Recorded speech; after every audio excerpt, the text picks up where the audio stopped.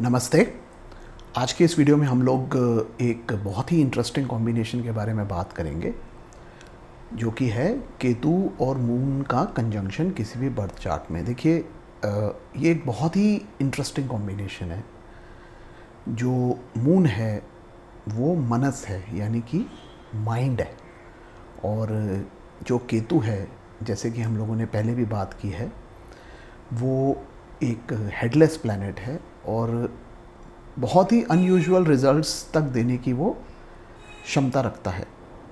केतु जो है वो अंतर्मोनी है, यानी कि अंतर्मुखी है। सो केतु जो है वो किसी भी जातक को डीप डाइव करने की क्षमता दे सकता है। यहाँ पे क्या हो रहा है इस कॉम्बिनेशन में? इस कॉम्बिनेशन में मून और केतु एक साथ है। तो ये जो केतु है, ये इस कॉम्बिनेशन में माइंड को साइकिक एबिलिटीज़ देता है। तो ऐसे लोग जिनकी भी कुंडली में कॉम्बिनेशंस होता है, वो लोग माइंड के अंदर काफ़ी डीप जा सकते हैं, यानी कि अपने ही माइंड में जो माइंड के डीपेस्ट डार्केस्ट कॉर्नर्स हैं उसके अंदर भी जा सकते हैं। सिमिलरली अगर पॉजिटिव एस्पेक्ट्स हो इस कॉम्बिनेशन पे, तो वो हायर फ्रिक्वेंसीज पे भी जा सकते हैं। तो ये बात तो बहुत क्लियर है कि ऐसे लोग जिनकी भी कुंडली में ये कॉम्बिनेशन होता है, उनमें साइकिक एबिलिटीज़ होती हैं। अब देखिए, हमारे जो पुराण हैं उसमें टोटल 14 लोकों की बातें हुई हैं। अब जो ये लोक हैं, ये बेसिकली डिफरेंट फ्रिक्वेंसीज हैं। There are 7 upper lokas and 7 down lokas. जो ऊपर के 7 लोक, यानी कि जो ऊपर की 7 फ्रिक्वेंसीज हैं, वो है भू, भुवस, स्वर, महस, जनस, तपस और सत्य। सिमिलरली जो नीचे जो लोअर फ्रिक्वेंसीज हो गई, जिसको हम नीचे के 7 लोग बोलते हैं, जो लोअर फ्रिक्वेंसीज हैं वो हैं अतल, वितल, सुतल, रसातल, तलातल, महातल और पाताल।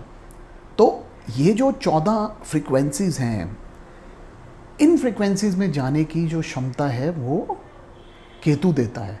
बिकॉज सी देखिए, अगर आपको डिफरेंट फ्रिक्वेंसीज में जाना है, यानी डिफरेंट लोकास में जाना है, तो जाना तो आपको अपने माइंड के ही थ्रू है। और जो केतु है, ये इस मून को ये क्षमता देता है कि ये लोग इन फ्रिक्वेंसीज में डाइव डीप कर सकते हैं।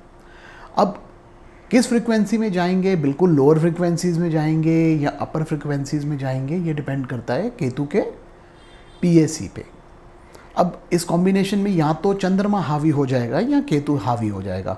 अब चंद्रमा तब हावी हो सकता है कि अगर इसके ऊपर अच्छे बेनिफिक एस्पेक्ट्स हों इस कॉम्बिनेशन के ऊपर, और जो कर्क राशि है स्पेशली, वो कुंडली के अंदर स्ट्रॉन्ग हो, उसके ऊपर एस्पेक्ट्स हों, तो उन केसेस में मून स्ट्रॉन्ग हो जाएगा और मून इस केतु को कंट्रोल कर लेगा। तो वहाँ पे ये काफ़ी शुभ रिजल्ट्स देगा। साइकिक एबिलिटीज़ जो हैं वो ऐसे लोगों को बेनिफिट देगी। बट हाँ, अगर केतु हावी हो गया इस कॉम्बिनेशन में, तो वहाँ पे उन केसेस के अंदर ये आदमी को पैरानॉइड भी बना सकता है और इतने अच्छे रिजल्ट वहाँ नहीं देगा। वहाँ उन केसेस में ऐसा होता है, कई बार ये लोग जो होते हैं ऐसे होते हैं कि इनको बात ही नहीं समझ में आती। आप कुछ भी बोलते जाएंगे, इनको आपकी बात समझ ही नहीं आएगी, ये आपकी बात को अंडरस्टैंड ही नहीं कर पाएंगे। एक तरह से आप समझिए कि इमोशनल डिस्कनेक्ट रहता है इनका। बात आप कुछ कर रहे हैं, इनको समझ कुछ और आ रहा है। सिमिलरली एक और नेगेटिव इफ़ेक्ट जो मैंने देखा है, अगर केतु हावी हो जाए मून केतु कॉम्बिनेशन में, तो वहाँ उन केसेस में क्या होता है, ऐसे लोग कभी भी कोई भी चीज़ कंप्लीट नहीं कर पाते। अगर फॉर एग्जांपल अगर आप इनको एक किताब पढ़ने को देंगे, तो बैठ के उस पूरी किताब को नहीं पढ़ेंगे। ये क्या करेंगे, पहले के 2 पेज पढ़ लेंगे, फिर 15 पेज बाद 4 पेज पढ़ लेंगे, और कंसंट्रेशन और फोकस नहीं होता है। तो इस तरह के इफ़ेक्ट्स आ जाते हैं अगर केतु हावी हो जाए, मतलब अगर नेगेटिव हो जाए ये कॉम्बिनेशन। बट अगर ये कॉम्बिनेशन पॉजिटिव हो जाए, तो it is an excellent combination for psychic abilities. काफ़ी अच्छी अंडरस्टैंडिंग रहती है इन लोगों की किसी भी टॉपिक पे। तो ये चीज़ है इस कॉम्बिनेशन में, तो which can go towards a negative side also and towards a positive side also. तो हमारे को हमेशा ये चीज़ बहुत ध्यान से देखनी है। अब अगर हम इसके बारे में और बात करें तो देखिए मून जो है वो मदर को भी रिप्रेजेंट करता है, और केतु जो है वो पास्ट लाइफ के कर्मास को भी रिप्रेजेंट करता है। तो इस कॉम्बिनेशन में एक बात और होती है कि ऐसे लोगों का मैटरनल साइड और मदर उसकी तरफ हमेशा से एक ऋण होता है जो इनको इस जन्म में निपटाना ही होता है। तो इनको हमेशा ध्यान रखना चाहिए कि ये अपनी मदर की रिस्पेक्ट करे और उसके साथ डिस्कनेक्ट कभी ना आने दे। बिकॉज़ मैंने बहुत सारे केसेस देखे हैं केतु मून में, वहाँ पे होता क्या है कि ये जो जातक हैं इन लोगों का मदर के साथ डिस्कनेक्ट रहता है, मदर के साथ बनती नहीं है।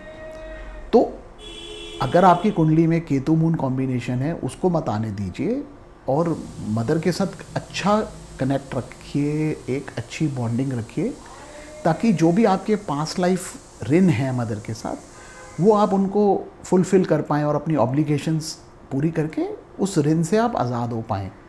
तो केतु मून में हमारे को हमेशा इस चीज़ का ध्यान रखना चाहिए। इस केतु मून के ऊपर अगर बेनिफिक एस्पेक्ट्स हों, जैसे मैंने अभी बोला ही आप लोगों को कि बेनिफिक एस्पेक्ट अगर आ जाते हैं जुपिटर का या वीनस का, तो ये काफ़ी अच्छे रिजल्ट्स दे सकता है कॉम्बिनेशन। एक और बात, इन लोगों को हमेशा जिनका भी केतु मून है उनको थोड़ा मेडिटेट करना चाहिए, थोड़ा अपने साथ क्वालिटी टाइम स्पेंड करना चाहिए। यानी कि जिस टाइम पे ये बैठ के अपने थॉट्स को कंटेम्पलेट कर सके और स्टिलनेस की तरफ जाएं। बिकॉज़ मैंने चीज़ देखी है कि जिनका भी केतु मून होता है जनरली इनका माइंड का डाउन टाइम नहीं होता है। ये जब इनफैक्ट रात को सो भी रहे हैं तब भी इनका माइंड चलता रहेगा, कुछ ना कुछ घूमता रहेगा। तो ये इन लोगों को हमेशा इस चीज़ का ध्यान रखना चाहिए और एटलीस्ट सोने से पहले तो ज़रूर थोड़ी देर आंख बंद करके बैठिए, थोड़ा सा मेडिटेट कीजिए ताकि आपको अच्छी नींद आए और माइंड स्टिल हो पाए। बिकॉज़ इस कॉम्बिनेशन में एक बात और रहती है जो मैंने देखा है कि जो डेड वर्ल्ड है यानी कि जो पितृलोक है, वो लोग ऐसे लोगों से जिनका भी केतु मून है इनके साथ कनेक्ट रखने की हमेशा कोशिश रखते हैं। स्पेशली डेड रिलेटिव्स जो होते हैं वो इन लोगों को मीडियम समझते हैं और इनके थ्रू कनेक्ट होने की कोशिश हमेशा करेंगे इस वर्ल्ड में। तो इस वजह से क्या है कि इन लोगों के ऊपर हमेशा इस तरह के इन्फ्लुएंसेस रहते हैं और जनरली जो मैंने देखा है कि वो जब ये स्लीप कर रहे होते हैं, सो रहे होते हैं, उस समय ही जो ये पितृलोक है वहाँ के बीइंग्स इनको कनेक्ट करने की कोशिश करते हैं। तो इस वजह से इनको स्टिल नींद नहीं आती, चाहे उठने के बाद चीज़ें ना याद रह पाएँ बट स्टिल वो एक इन्फ्लुएंस रहता है। तो इसलिए ये लोग जनरली सुबह फ्रेश नहीं उठ पाते हैं। तो इसलिए मैं ये रिकमेंड कर रहा हूँ कि इस रात को सोने से पहले मेडिटेट कीजिए, भगवान का नाम लीजिए, ताकि उस टाइम पे आप हायर फ्रिक्वेंसीज़ में जा पाएँ instead of going into lower frequencies. तो ये मेरे कुछ थॉट्स केतु मून कॉम्बिनेशन के ऊपर। धन्यवाद।